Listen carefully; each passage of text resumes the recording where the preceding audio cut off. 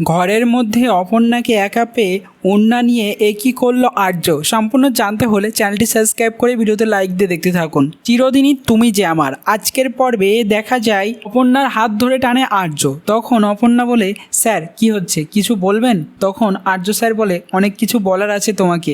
তখন অপর্ণা বলে, ওয়েট করছি তো, চলুন।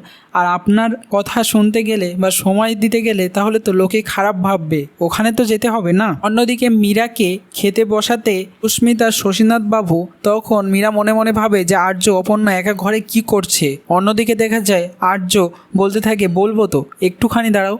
তখন অপর্ণা বলে, এতদিন অপেক্ষা করেছিলাম সেই কথাটা শোনার জন্য, সেই সময়টা হয়তো এখন আসেনি, আপনি পরে বলবেন না হয় সেই সময়টা, কিন্তু এখানে নয়, চলুন এবার। তখন আর্য বলে, না যাব না।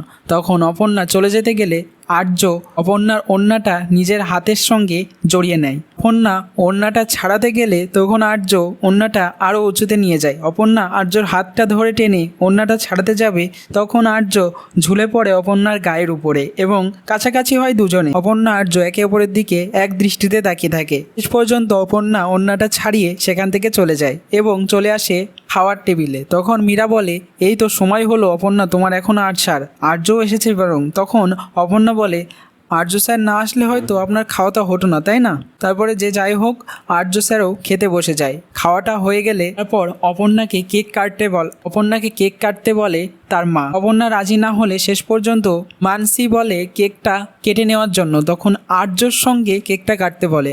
আর্য অপর্ণার হাতের উপর হাত রেখে কেকটা কাটে। অপর্ণা সবাইকে খেয়ে দেয়। মানসী বলে যে আর্যকে খাইয়ে দেওয়ার জন্য। তখন অপর্ণা বলে, না, সেটার দরকার নেই, সবাইকে ভাগ করে দিচ্ছি, কেকটা সবাইকে ভাগ করে দেয়। আর্যর ফোনে একটা ফোন চলে আসলে সেই ফোনটার নেটওয়ার্ক পায় না। তখন অপর্ণাকে বলে বাইরে নিয়ে গিয়ে আর্যকে সাহায্য করতে। তখন আর্যর সঙ্গে বাইরে চলে আসে অপর্ণা।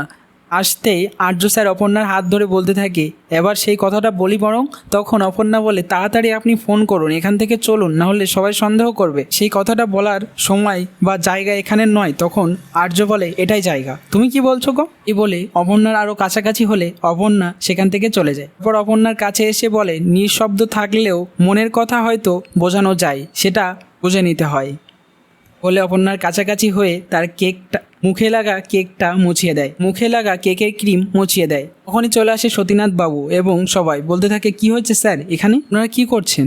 কেমন লাগলো আজকের পর্ব কমেন্টসে জানিয়ে এখনই সাবস্ক্রাইব করে নাও আমাদের ইউটিউব চ্যানেল। ধন্যবাদ সবাইকে।